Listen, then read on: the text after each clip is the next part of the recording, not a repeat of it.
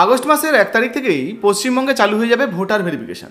এমনই কিন্তু একটা তথ্য উঠে আসছে, যেটা নির্বাচন কমিশনের তরফ থেকে করা হবে বা ইসিআইয়ের তরফ থেকে করা হবে। আর এই ভোটার ভেরিফিকেশন হলে প্রচুর মানুষের নাম ভোটার তালিকা থেকে বা ভোটার লিস্ট থেকে বাতিল হয়ে যেতে পারে। এখন অনেকে কিন্তু চিন্তা করছেন, যদি এই ভোটার ভেরিফিকেশনে ভোটার তালিকা থেকে আমার নামটা বাদ হয়ে যায় বা ভোটার লিস্ট থেকে আমার নামটাকে বাতিল করে দেওয়া হয়, তাহলে কি আমার নাগরিকত্ব চলে যাবে? তো দেখুন, এই বিষয়ে কিন্তু আপনারা একদম চিন্তা করবেন না। বর্তমানে এই ভোটার ভেরিফিকেশন নিয়ে নির্বাচন কমিশনের তরফ থেকে স্পষ্টভাবে জানানো হয়েছে যে ভোটার তালিকা থেকে যদি আপনার নামটা বাদ যায়, অর্থাৎ এই যে এসআইআর হবে, যেটাকে স্পেশাল ইন্টেনসিভ রিভিশন বলা হচ্ছে, এই এসআইআর তালিকায় যদি আপনার নামটা নাও থাকে, সেক্ষেত্রে কিন্তু আপনার নাগরিকত্ব যাবে না। তো এই নিয়ে একটা নতুন আপডেট উঠে এসেছে, সেটা আপনাদেরকে দেখাই। দেখুন, এখানে বলা হয়েছে, তবে এসআইআর তালিকা থেকে বাদ পড়লেও কারো ভারতীয় নাগরিকত্ব খারিজ হবে না বলে জানিয়েছে কমিশন।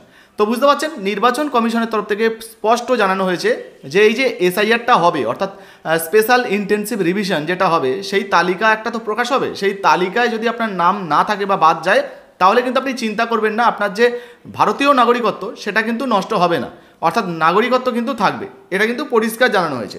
তো কি কি আপডেট উঠে এসছে চলুন এক এক করে আপনাদেরকে জানাই। দেখুন, এখানে পরিষ্কারভাবে বলা হয়েছে বিহার এসআইআর, তো আধার ভোটার গ্রহণে সুপ্রিম পরামর্শে না, বিহার এসআইআর এর বিরুদ্ধে মামলা খারিজের দাবি কমিশনের। তো বুঝতে পারছেন, বর্তমানে যে এসআইআরটা হচ্ছে বিহারে, সেখানে একটা মামলা করা হয়েছিল সুপ্রিম কোর্টে যে আধার কার্ড, ভোটার কার্ড, রেশন কার্ডকে কেন গ্রহণযোগ্য নথি হিসাবে নেওয়া হচ্ছে না। তবে তার কারণ ইতিমধ্যে নির্বাচন কমিশন জানিয়েছে। সুপ্রিম কোর্ট কিন্তু এই ডকুমেন্টগুলোকে বৈধ নথি হিসাবে নিতে বলেছিল, কিন্তু নির্বাচন কমিশন এগুলোকে না করে দিয়েছে, অর্থাৎ মানা করে দিয়েছে যে এগুলো চলবে না। কেন চলবে না সেটাও জানানো হয়েছে। দেখুন, এখানে বলা হয়েছে যে আধার কার্ড, ভোটার কার্ড এবং রেশন কার্ডকে বৈধ নথি হিসাবে গ্রহণ করতে সুপারিশ করেছিল সুপ্রিম কোর্ট, কিন্তু শীর্ষ আদালতের সেই পরামর্শ গ্রহণ করল না নির্বাচন কমিশন। বিহারের নিবিড় ভোটার তালিকা সংশোধনের মাঝে কমিশন জানিয়েছে আধার কার্ড কেবলই পরিচয়পত্র, তবে এসআইআর তালিকা থেকে বাদ পড়লেও কারো ভারতীয় নাগরিকত্ব খারিজ হবে না বলে তিনি জানিয়েছেন। অর্থাৎ যদি আপনি আধার কার্ড দিয়ে এই এসআইআর ভেরিফিকেশনটা করতে চান বা ভোটার ভেরিফিকেশনটা করতে চান, সেক্ষেত্রে কিন্তু আধার কার্ডকে এখানে গ্রহণযোগ্য করা হচ্ছে না নির্বাচন কমিশনের তরফ থেকে। তার কারণ তারা জানাচ্ছে এই আধার কার্ডটা শনাক্তকরণের একটা কাগজপত্র, অর্থাৎ এই আধার কার্ড শুধুমাত্র আপনার পরিচয়পত্র হিসেবে ব্যবহার করতে পারেন, কিন্তু আধার কার্ড নাগরিকত্বের প্রমাণ নয়। যেটা 2004 সালের পর থেকে যে আধার কার্ডগুলো আপনারা ডাউনলোড করেছেন বা আপনাদের কাছে যদি থেকে থাকে, দেখবেন তাতেও কিন্তু স্পষ্ট করে বলা হয়েছে যে আধার কিন্তু ভারতের নাগরিকত্বের প্রমাণপত্র নয়। এবার দেখুন, বলা হয়েছে যে বিহারের এসআইআর নিয়ে একাধিক মামলা দায়ের হয়েছিল সুপ্রিম কোর্টে। গত 10ই জুলাই সেগুলি একত্র করে শুনানি শুরু হয়েছে বিচারপতি সুধাংশু ধুলিয়া এবং বিচারপতি জয়মাল্য বাগচির বেঞ্চে। ওই দিন নির্দেশ দেওয়া হয় 21শে জুলাইয়ের মধ্যে জবাব পেশ করতে হবে ইসিআইকে, অর্থাৎ কেন তারা এই ডকুমেন্টগুলোকে নিচ্ছে না তার জন্য কিন্তু জবাব দিতে হবে নির্বাচন কমিশনকে সুপ্রিম কোর্টের কাছে। আর দেখুন, বলা হয়েছে সেই নির্দেশ মেনে সোমবার বিকেলে এফিডেভিট জমা দেয় নির্বাচন কমিশন।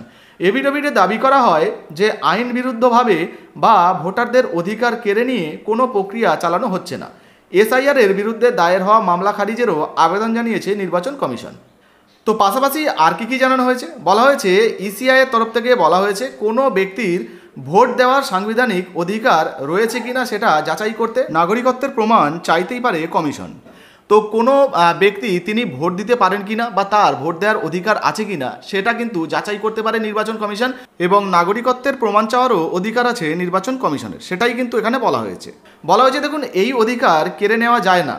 এফিডেভিটে আরও বলা হয়েছে যে আধার কার্ড কেবলমাত্র পরিচয়পত্র, ভোটার হওয়ার যোগ্যতা প্রমাণে আধার কার্ডের ভূমিকা নিয়ে 326 ধারায় বিধিনিষেধও রয়েছে। তো বুঝতে পারছেন, আধার কার্ডটাকে শুধুমাত্র আপনারা পরিচয়পত্র হিসাবে ব্যবহার করতে পারবেন, কিন্তু নাগরিকত্বের পরিচয়পত্র হিসাবে ব্যবহার করতে পারবেন না। সেই জন্যই আধার কার্ডকে নির্বাচন কমিশন কিন্তু নিচ্ছে না।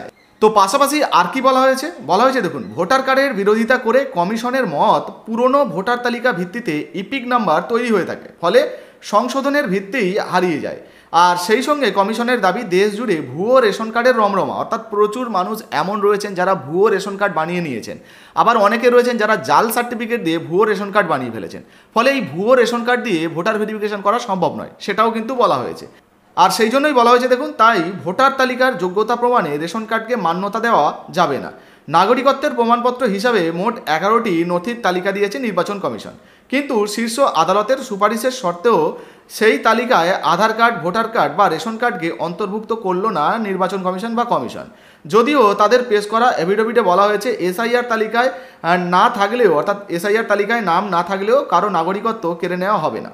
তো বুঝতে পারছেন, নির্বাচন কমিশন কিন্তু 11টা ডকুমেন্ট পেশ করেছিল, যেগুলো দিয়ে আপনারা ভোটার ভেরিফিকেশনটা করতে পারবেন। বিহারের ক্ষেত্রে এখনও পর্যন্ত পশ্চিমবঙ্গে কিন্তু চালু হয়নি, তো এই নিয়ে কিন্তু আপনারা ঘাবড়াবেন না। পশ্চিমবঙ্গের জন্য নতুন যদি কোনো আপডেট আসে বা নোটিশ প্রকাশিত হয়, সেটাও কিন্তু আপনাদেরকে দেখাবো। যাই হোক, বিহারে যে 11টা ডকুমেন্ট দেওয়া হয়েছিল, সেই 11টা ডকুমেন্টে কিন্তু রেশন কার্ড, আধার কার্ড বা ভোটার কার্ডের উল্লেখ করা হয়নি, এগুলোকে বাদ দেওয়া হয়েছে। আর সেই জন্যই কিন্তু নির্বাচন কমিশনকে বর্তমানে হলফনামা দিয়ে জানাতে হয়েছে আদালতের কাছে যে কেন তারা এগুলো নিচ্ছে না। তো বুঝতেই পারলেন, বর্তমানে আপনার যদি ভোটার ভেরিফিকেশন তালিকা থেকে নাম বাদ চলে যায়, সেক্ষেত্রেও কিন্তু আপনি চিন্তা করবেন না, নাগরিকত্ব কিন্তু যাবে না। তবে হ্যাঁ, এটা কিন্তু মাথায় রাখবেন, যদি অবৈধভাবে আপনি অনুপ্রবেশ করে থাকেন, এখানে চোরা কারবারিদের হাত ধরে এখানে এসে বসবাস করেন, সেক্ষেত্রে যদি সরকার চায় আপনার নাগরিকত্ব কেড়ে নিতে এবং আপনাকে দেশে ফেরাতে, সেক্ষেত্রে কিন্তু সরকার করতে পারে। তবে এক্ষেত্রে ভোটার তালিকা বা এসআইআর তালিকা থেকে যদি এই মুহূর্তে আপনার নাম বাদ যায়, সেক্ষেত্রে কিন্তু নাগরিকত্বে কোনো সমস্যা হবে না, যেটা নির্বাচন কমিশন কিন্তু স্পষ্ট জানিয়েছে। যাই হোক, এই মুহূর্তে ভোটার ভেরিফিকেশন নিয়ে আপনার যদি কোনো প্রশ্ন থেকে থাকে, তাহলে অবশ্যই নিজের কমেন্ট বক্সে কমেন্ট করে জানাবেন। ভিডিও ভালো লাগলে লাইক দিয়ে শেয়ার করে দেবেন। ফেসবুক থেকে দেখলে ফলো করতে ভুলবেন না। ধন্যবাদ।